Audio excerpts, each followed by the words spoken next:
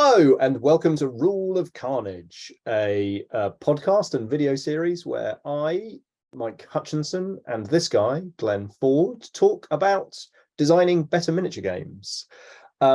We've had a lot of conversations about a lot of different subjects, but I think what we are going to talk about for this conversation is simply why we like Manowar. We both really like Manowar, and we're not quite sure exactly why. I am certain I absolutely love it. And I've played it for a long number of years, and we've played it recently ourselves. And in many very real ways, it's got some flaws, and it's sort of showing its age. But it also does a bunch of things that I still find delightful and maybe have been adopted by other games, or in some cases kind of you don't see very often anymore, and why. So I think shall we, Glenn, just sort of have a little meander around the rule system of Manowar and try and figure out if there is a rational reason why we like it, or if it's just beautiful and cute and it is what it is, and thank you for it. I mean, I think there's obviously a degree to which there's a nostalgia and just a love of it because you love what you love, and that because I was thinking about this the other day, because you sort of jokingly mentioned it at the start of one of the records, and we have been playing it a bit, and there's so many reasons I shouldn't like Manowar, and there's a longer list of reasons I shouldn't like Manowar than there is and we aren't going to shirk from that list, gentle listener. And there's a relatively short list of why I love it, but I do genuinely really like it, and I think it's a worthwhile case study, partly because of that, partly because it has such big flaws, and yet it's something I keep coming back to, and lots of people keep coming back to, and it's a great example because, so in relation to nostalgia, I've got a Manowar fleet sat on the shelf sort of up next to me here. 3 of those ships I've had since I was like 12 years old. Some of them I've picked up as sort of knockoff reprints on Etsy and things, but some of them I've gone through eBay and I've hunted out the original ships, and it is very significant for a sort of smaller GW game quite how much the resale value of Manowar ships has sort of become extremely robust, because people continue to love it, and it's a lovable game, and there's a lot to learn from quite how delightful it is despite its flaws. I've been having a conversation recently with somebody about whether a perfect game is a good game, and whether you can say that a game is perfect and yet it be absolute and total garbage. And I think Man of War is a good example of a game that has flaws that are deep and far-reaching, and yet it is a good game. I think it is a very good game. So I've got a couple of things that I'm pretty certain are the sources of things that I love about Man of War. All right. And I've got a list of, I mean, the first thing is, inherently, I love a movement system. I love any movement system that's based on a wind gauge. I inherently just love a sailing ship movement system. And I really like the Man of War version of that. Is simply one of the first one of those I came across sort of in my gaming life. And so is it that there's a externality to, like, the whole table shares a global state, and then where you are in relation to that matters in a way that it just doesn't in almost any other rule system? I mean, if I'm going to get sort of philosophical about it, we came here to be philosophical about Manowar. That was the objective.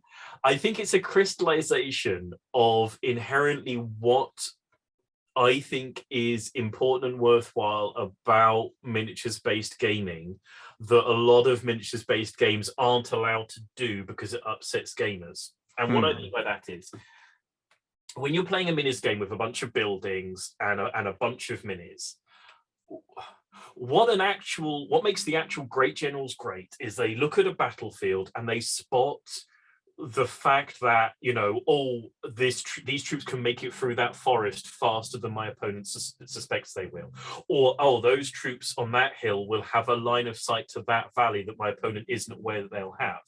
And that's the way that, in theory, like tabletop miniature games ought to reward you. You ought to sit on your side of the table and go, I can see him through that window, and he's not going to realize I can see him through that window, and I get the jump on him.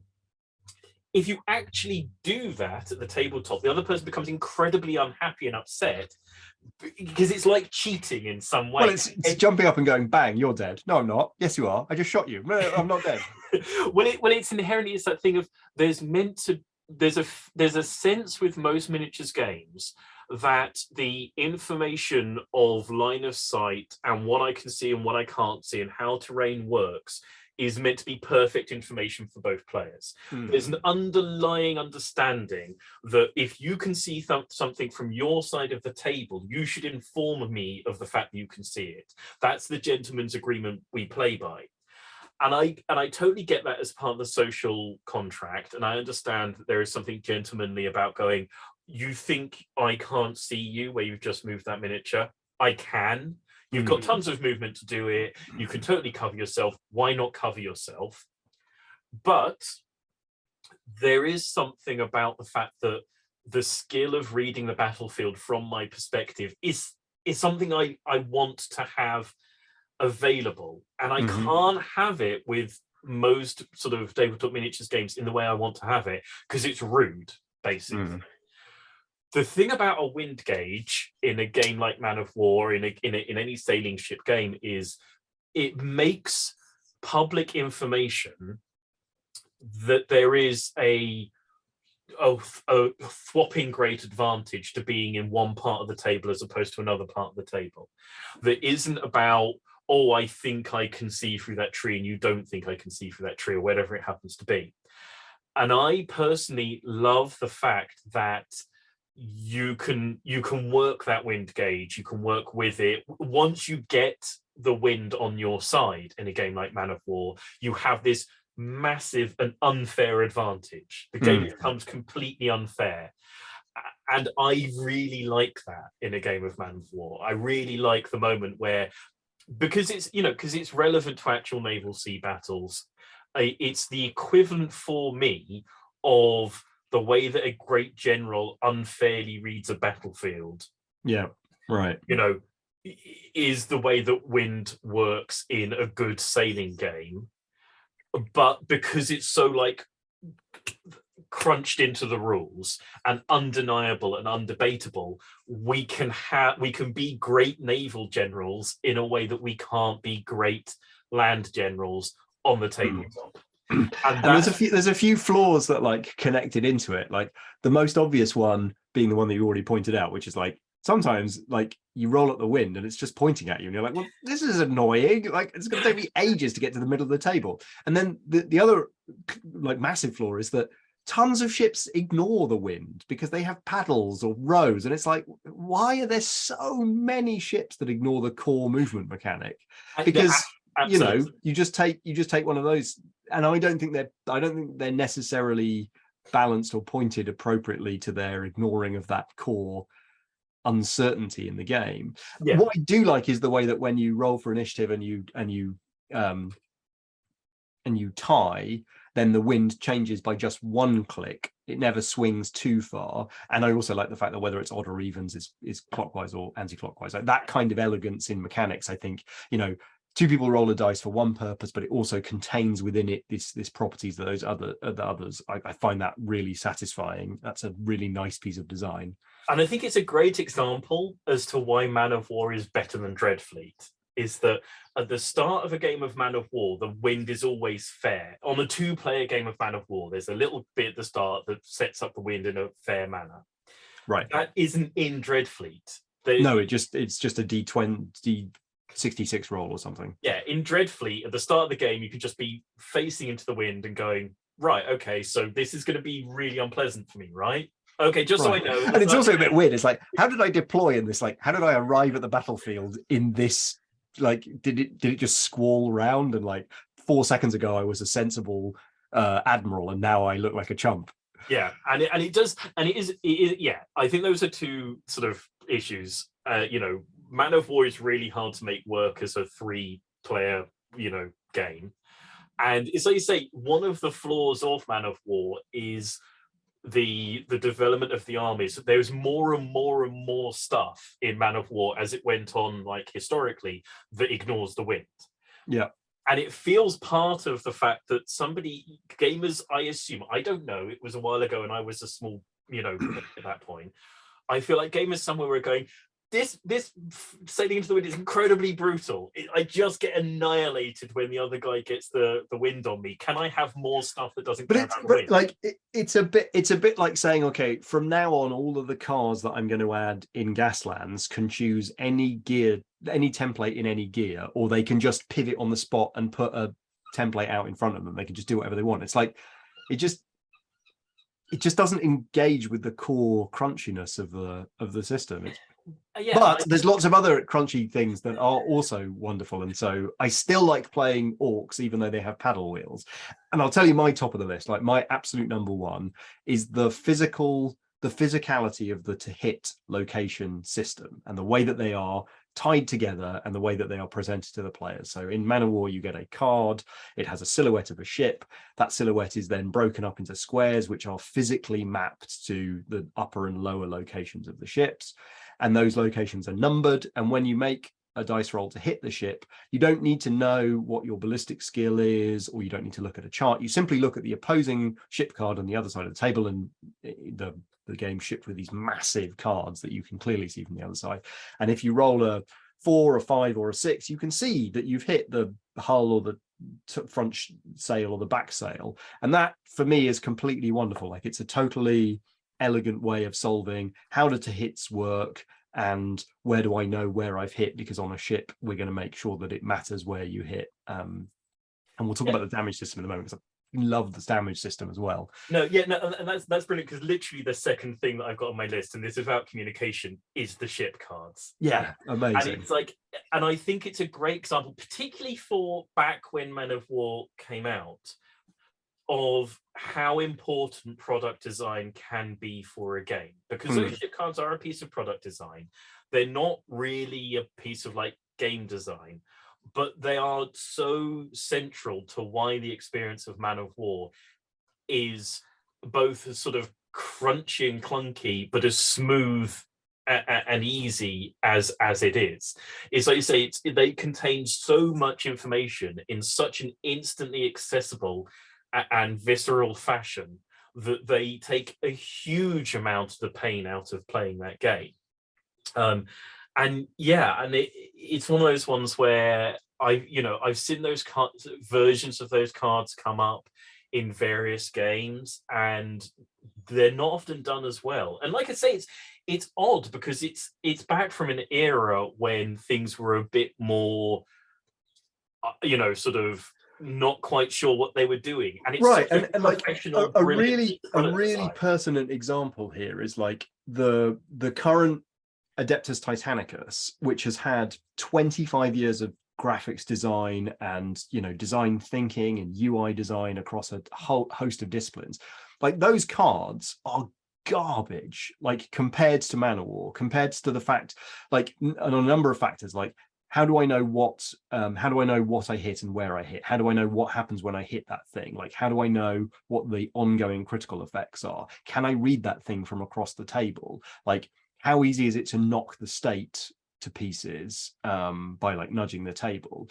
Like, it's so interesting going back to what is essentially quite a, sort of primordial example of this, and finding that the UI design of this is incredibly well considered. And the fact that you've got these little flat tokens to mark kind of damaged locations and fire and stuff is itself also, it's convenient, but it's also really readable from across the table. And not only is it readable in an abstract way, it's really descriptive. It's like a little picture of your ship on fire. It's just great.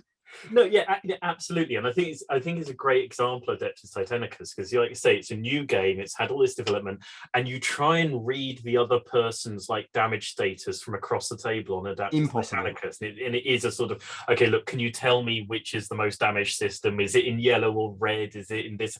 You know, And like and the font size and the font color, like you can tell that game was play tested in a well lit fluorescent room, because if you play that in a normal house, you cannot read a damn word on that thing. Whereas Man of War, lovely big text, everything's laid out nicely. Of course, everything's red because it's the 90s. yeah, I mean, it feels like sometimes like the Man of War cards feel less professionally put together, maybe, but if that is the case, then professionalism isn't always, you know, the greatest benefit. But yeah, no, I love the product design of those cards alone. I think are just a particularly splendid thing, and bizarrely good. It's really weird that they are like that good in the way that they are at the time they were put out, and so smooth the user experience of playing that game. And I also really like the way that the combat system works, where I make a single roll to see where I hit you and did I hit, and if I don't roll up a location, then I clearly missed, and that's a very elegant mechanic. And then there's the saving throw, which is just another number that's, you know, that's got a plus next to it, so you know that you've got a 5+ or a 6+ save, so you got an opportunity to save, so you've got that handover point, which is you know, potentially an unnecessary step, but we're not dealing with very many cannon shot and there's not very many ships on the table, so I think it's important. And then you've got a number of common but really descriptive special effects where ships with sails or engines will say, you know, like when this is destroyed, they lose some speed, which is beautiful and elegant. And the stone thrower mechanic, which appears in lots of different places, where you can hit a higher location and it will fall down, and if it's not saved in one location, it will continue traveling through the ship. Like, that's just absolutely blinding. It's just so fun. I wondered about this the other day, actually, because when you the way that the to hit rolls work in Man of War, I mean, for people who haven't encountered Man of War, and you know, check it out because it is out there.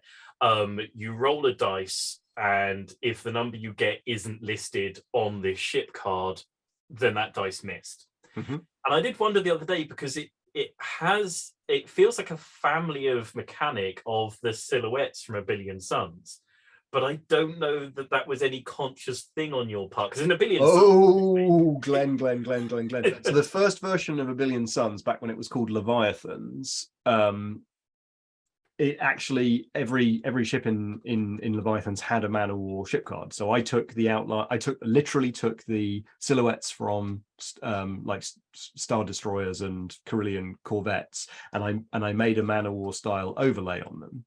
And by messing around with those physical overlays a la Man of War, I came to this idea of dice sizes interacting with silhouette sizes, because my first place that I started drifting was, okay, well, if I've got a massive Star Destroyer, maybe I'll make a much bigger card and it will have more boxes on it, and those boxes will then need to be labeled from 1 through to 12. Oh, okay, so maybe I could use a 12-sided dice, and that was essentially where the whole combat system from A Billion Suns emerged from.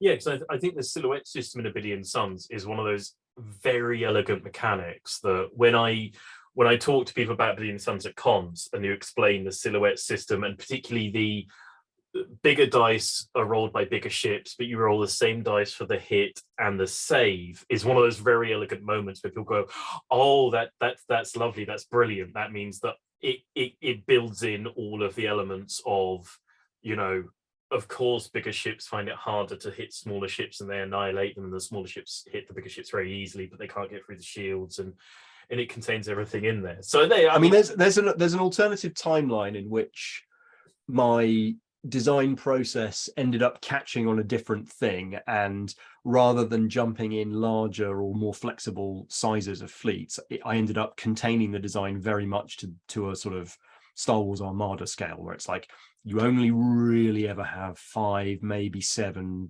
vessels on the table, in which case I may well have returned in the design process back to a more detailed location and damage tracking system, because a lot of that detail that you find in Man of War or Adeptus Titanicus is abstracted out of the game in order to make sure that you can concentrate on the really interesting decisions of what ships should I buy and where should I put them. But there's definitely, there's definitely a world where, boarding actions and lasers that shoot through different decks of the ships and which parts of the ship are on fire affects, whether your primary weapons are running. Like, all of that stuff was in the initial draft of Leviathans. So I think one of the things, the reason that I own the 25-year-old Man of War minis that I own, and I think it is a significant part of it, is, and I don't know if this also in a way informs some bits of Gaslands, is that there's such a low buy-in for Man of War. With like 4 or 5 minis, you have a bunch of really interesting, worthwhile choices. Do you happen to know what size Man of War games you're supposed to play? Because I can't remember reading it anywhere. Because we've been playing like 600 points or something, which feels about right. I think you're meant to be able to get like a Man of War and a squadron, basically, is meant to be your intro level game. So I think it's meant to be like 500 points. 400, 500 points. I don't know. I have to look up. It is one of those things where we've sort of gone, you know what, I want like. Well, but it's more so. It's like I've played Man of War enough to know what I find as an enjoyable size of Man of War. Like, I want a couple of big ships and maybe sort of 6 to 9. I want 2 or 3 squadrons of ships of the line, because that for me gives me enough stuff to play with. And so, that is very familiar. That is a very similar sort of selection of things to Gaslands or whatever. It's a sort of 3 to 6 kind of a situation. I mean, the starter set for Man of War basically gave you about like 200 points of stuff per side.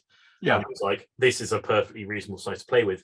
And I seem to remember battle reports in White Dwarf of the day didn't go much beyond 400 or 500 points quite regularly. You didn't see like 1,000-point fleets ever in White Dwarf. So I think it's a little bit vaguer about the size of the game you're meant to play, but I think you are meant to play at those smaller sizes. And I think it's really significant that you get a lot of interesting, crunchy decisions without needing to have a weight of miniatures upon the tabletop. And I think it's one of those things where complexity is a bug, not a feature. And I think that's something that a certain number, particularly of miniatures tabletop games, need to learn.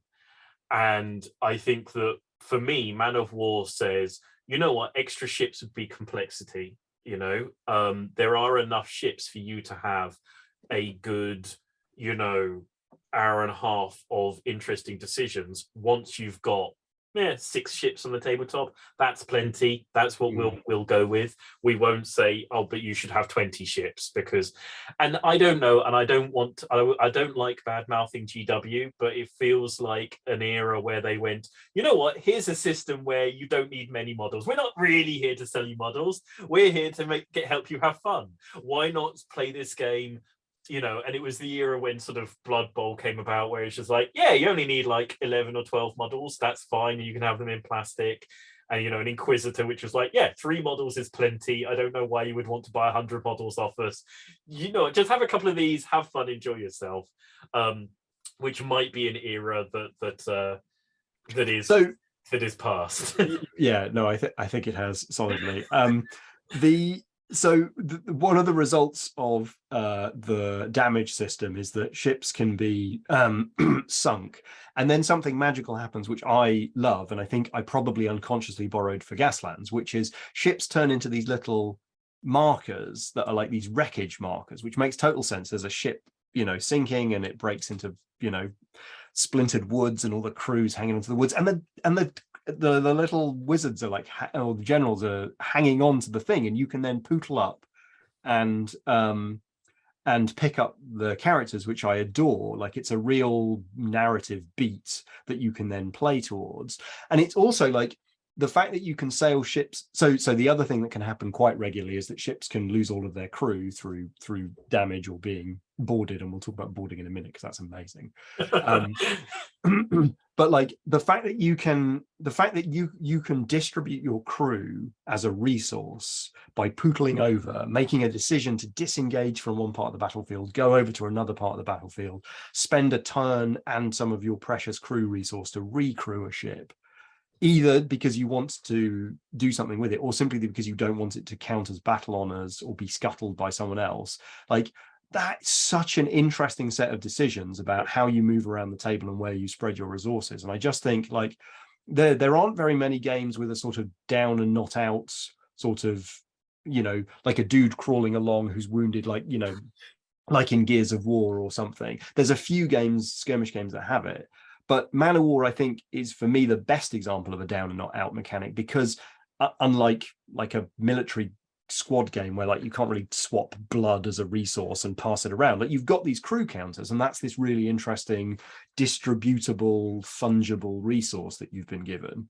Yeah. Man of War makes the wounds of ships a fungible resource. And it's like, fungible resources are a good thing. They're a good design thing. They're fun, they're interesting. So any resource that you can use in multiple ways, or that you can swap back and forth between different units by certain events or actions, is brilliant. Why didn't I make Gasland's crew a fungible resource? It's just they're just so good for game design. They just put them into your game if at all possible. And the fact that Man of War manages to do that with one of its versions of wounds, is splendid. It's a piece of game design brilliance. And again, it's one of those things where it's so neat when it happens. And in reference to what will now be last week's conversation, what you're talking about there with the wizards, it's a great way of putting plot armor onto a narrative imperative on the fact that your general and your wizards don't get killed. Obviously, you're putting them on your capital ship, but it can get sunk. But then you can toot up and you can fish the wizard out, and so of course the mighty general, one of the greatest wizards in the entirety of the empire, doesn't drown because some orc big chucker bludged a rock at his ship. Of course not. You set up a wolf ship and you pull him aboard, and I will have my vengeance upon you. See this mighty storm. Absolutely. I think that those fungible resources and the fact that they build into a narrative imperative and a narrative plot armor, again, it's just it's eternally delightful and a very splendid thing.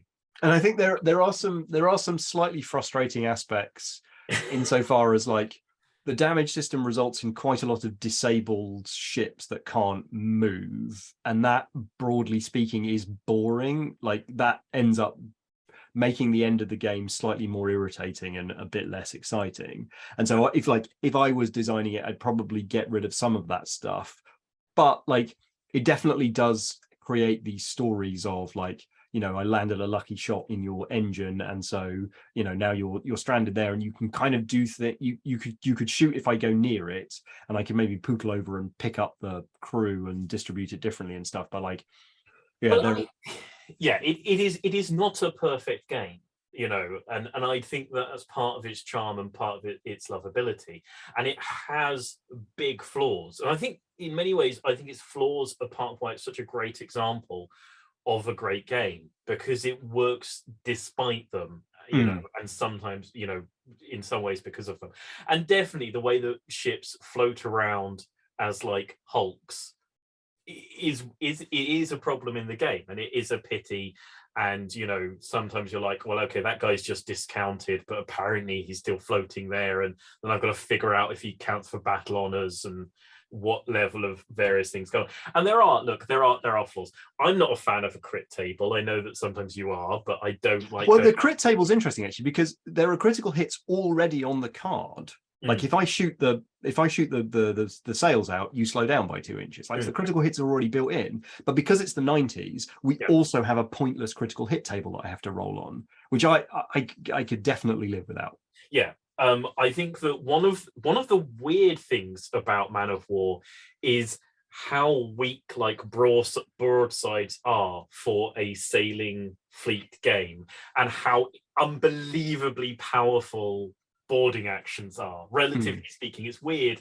It is ultimately like a close combat game, which is absolutely insane for the sort of game it is. It should be, if I line up like 3 broadsides on you, you're getting annihilated. But I think I've got a few thoughts on that, but like one of them I think is because like it's a very swashbuckling cinematic game. It's more a pirates like movie than it is a realistic, you know, Spanish Armada versus the English kind of a thing, where you're right, like the broadsiding is like, it's a fun thing that you sometimes do, and sometimes it slows the ships down and stuff, but really everyone is just trying to get into close combat. Yeah, no, absolutely. And to a degree, like I also find that to be an interesting, like when you realize that this is essentially a brawling game and it's not a shooting game. And let's remind ourselves of the length of the Man of War shooting ruler is piddly. It's like, what, 15 centimeters maybe, which I borrowed that for Gaslands. And that, I think, like you'll see this in Billion Suns. Like Billion Suns is a weirdly skirmishy, brawling type game where things have to get quite close together. And that, I think, is for me, it's part of the charm of the power of boarding actions. Like it's slightly weird, but it pulls everyone together in a sort of like, you have to engage with the game, you have to get off your baseline and sail into the middle, and everyone has to get into the action, and you can't just shell people from 16 miles away. Yeah, and it's funny because when you do play it to the point where you get like you get the wind really on somebody and you can sort of dance around them and blast them, you realize it's like, oh, this is going to take absolutely forever. And then you realize that every single like Man of War ship in the game is a close combat monster. All of them are close combat. There's not, it's like the High Elves have these vicious close combat ships. You're like, oh right, I mean, even though I'm able to dance around you and like shell you for eternity and eventually weigh you down, I'm really not meant to, am I? I'm meant to wait until I've got the right angle and then just slaughter you in close combat. And it is funny when you sort of realize that, where it's like, oh yeah, it's very much a brawling game. It has all these highfalutin things of, oh, you can outmaneuver them and get around, but it's like, no, get in there and just punch them in the face. Just unload troop tokens onto them. Let's talk about the resolution system for that, because it's very simple. Like, you have a number of crew counters, I have a number of crew counters. We both roll a dice and add our crew number, and the person who wins takes deletes a crew counter off the other, and then gets to decide whether to press the attack and do the whole thing again in a loop. And I love that decision to press or not to press. I think there's a ton of flaws in this system that I'm like desperate to want to fix. But the fact that you can, it's essentially like it's a bit like invading a country in Risk, right? To a degree, yeah.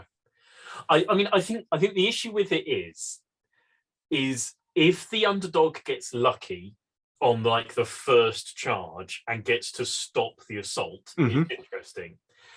If it comes to the point, which it often does, particularly if you've got like a Man of War hitting a ship of the line, where there is no way the ship of the line can win the dice roll, but they've still got 3 crew counters, so we're doing it 3 more times. It's just cruel. It's a mean mechanic at that point, where it's like, well, and even when you've got 2 fairly balanced ships, like the way that I win, take the crew counter and get the choice to press the attack, it means that it's incredibly swingy, and like once you win 1 or 2 dice rolls, like it just goes. Like there's an interesting moment of decision which then evaporates into totally disinteresting decision making, where there's not really any decisions to be made. And so I think that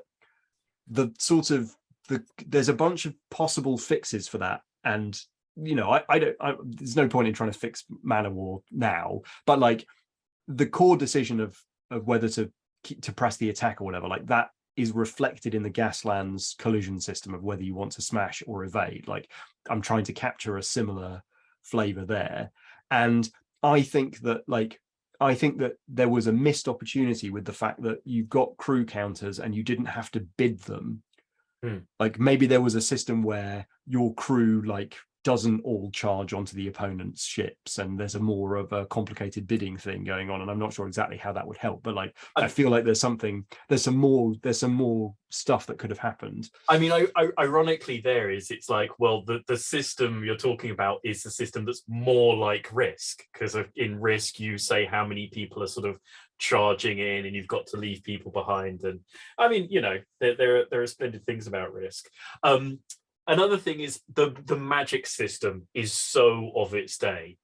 It's so feast or famine. It's very feast or famine. It's also, it's mostly disappointing. Like occasionally it's fun, but 9 times out of 10 it's either a damp squib or just, you know, or just a bit annoying and rubbish. And so there's quite a lot of time spent drawing cards and reading cards and rolling dice for spells that don't go off, and then rolling, you know, sorting through to find if I've got the right dispel, and then rolling for a dispel that always fails. And it's like, it's a bunch of work with no outcome most of the time, and it's just like, it's such an inefficient piece of game design. The magic system is a huge pity, and I don't know, and there's a whole stack of cards, and it's like so much componentry for so little impact on the game. Just for information to the viewer, every time we play Man of War, everyone gets a free wizard, because there's this whole set of mechanics that you only get to access if you use a wizard, and a wizard is an option. So we always go, and you know what, they're all equal, everyone just gets a wizard, that'll add fun to the game.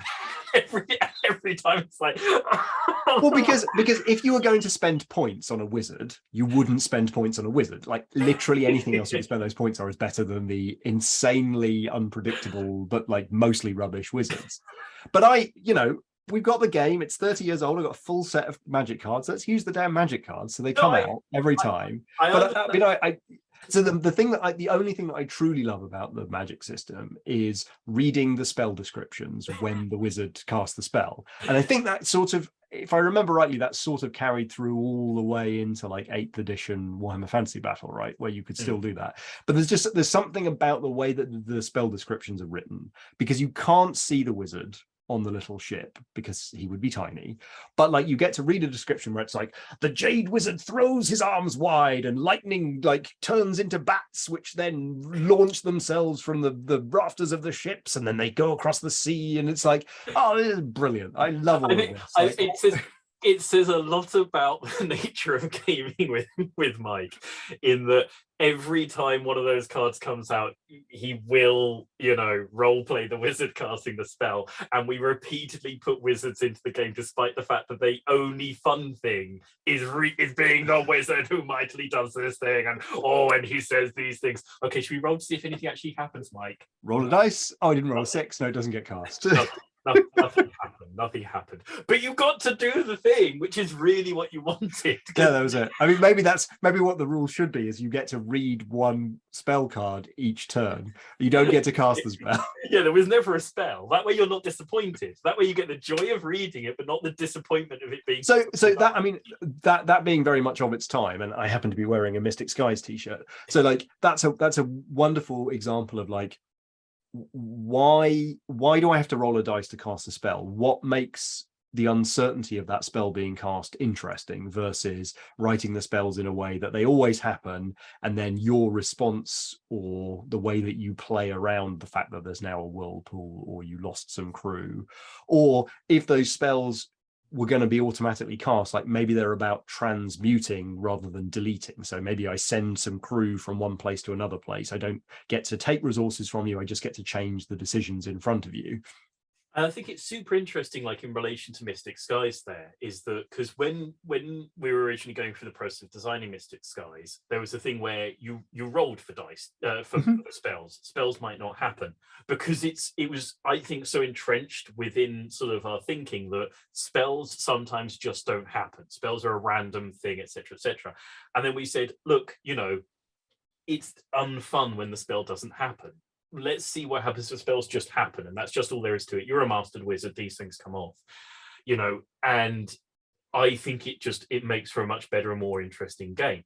And it is one of these weird things where magic being random is super entrenched, And what it is over and over again in that sort of golden era, you know, GW game, you get Magic phases that promise so very much and deliver so very, very, very, very little.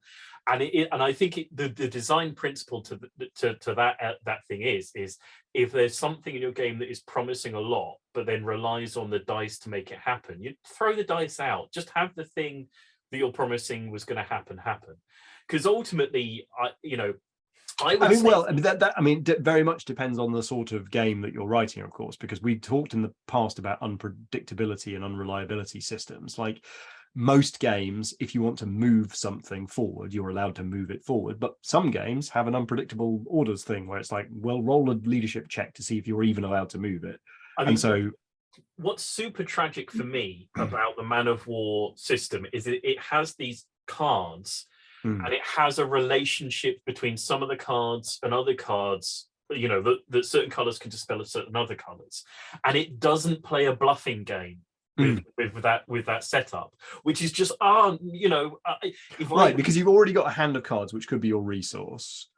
You've already got so I could choose to cast a spell and then you could bluff in a dispel or not a dispel, and you're spending a resource to make that bluff. And the fact that I automatically cast a spell would be somewhat negated by the fact that you might be able to automatically dispel it if you've bluffed in the right thing, but then you don't get to cast that spell. And so like everything that all the componentry that you need to for a much more interesting system is right there. You're absolutely right. Yeah, the system is kind of there, and this is one of the things. It's like if a non-event occurred in the Magic phase, which was down to me eyeballing you and reading you and out bluffing you, that's a non-thing happening, which is a thing happening. Yeah, it's totally about the interaction between us. And if I miss the bluff and then like lightning rains from the skies and then great, something in game happens, you know, whereas opposed to let's see if the dice let us have fun today. Oh no, once again the dice have decided there is no fun available for us today. Oh dice, when will you let me enjoy myself? Well, particularly because the spells are all 5s and 6s, aren't they? The vast majority of them are very unlikely, and I know that it's because they're like, they're very big events and they're often game changing. But what the result? But that itself was a design decision. You could have turned them down in order to make them. No, absolutely. Yeah. And the upshot of it is repeatedly you go to the Magic phase hungering for fun and enjoyment, excitement, and then having some rather grumpy dice sit there and go, no, you won't enjoy yourself. And you won't enjoy yourself in this part of the game. And I think we also play with much more powerful wizards, or we draw more cards than we're supposed to, or something, because I think the rules as written are much more like fishing around for scraps, and you may or may not have a card that's completely irrelevant. Well, I think that the lower level wizard in it feels like an attempt to give you the option for a dispel scroll, like if the other person is playing a big wizard. But in reality, what you go is, you wasted a lot of money on that big wizard because he ain't doing nothing. I'm not paying to stop him from doing the things he's going to do, because first of all, my ability to stop you isn't going to occur, and second of all, you're just not going to get anything off. That's the long and the and flyers. Flyers are a terrible thing, and they should never have done it. And I get it, because it's like recreating, you know, like World War II or later naval battles, and you've got the sea, so obviously you've got boats, and the other thing that you can have on the sea are flyers.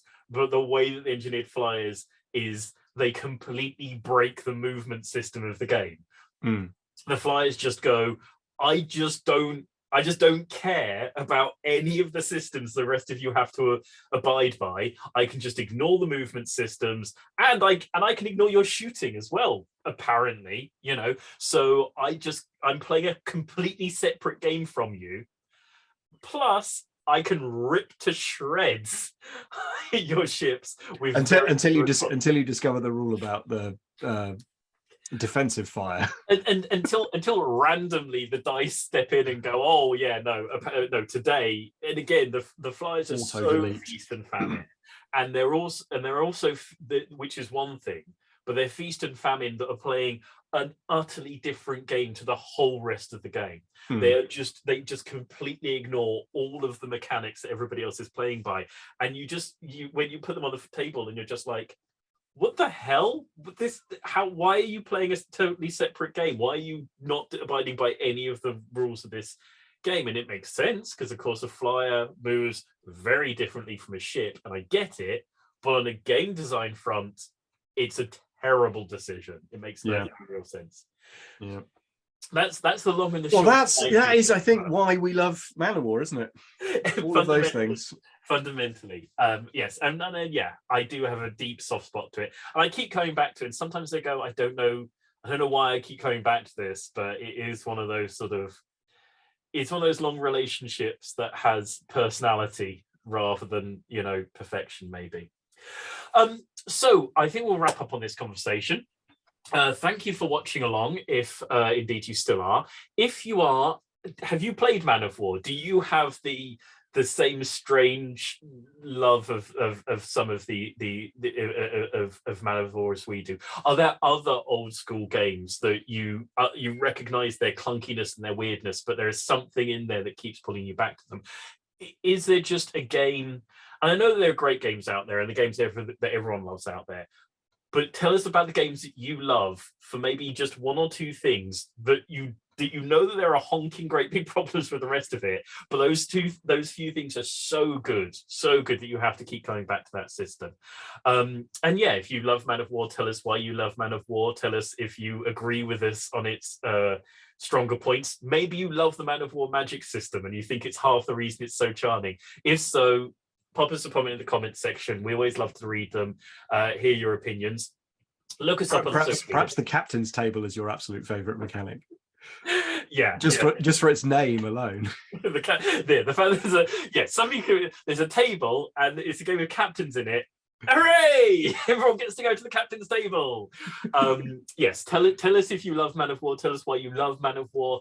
Tell us which sort of ugly baby of a game you enjoy that other people don't. Tell us which weird things keep pulling you back to your most beloved games that nobody else is into because it's got so many stinky parts. Reach out to us on social media. Chat to us generally about what you love about the hobby. But for now, I think it's going to be thank you and goodbye from us on this episode of Rule of Carnage. So thank you and goodbye. So, Goodbye. Bye-bye.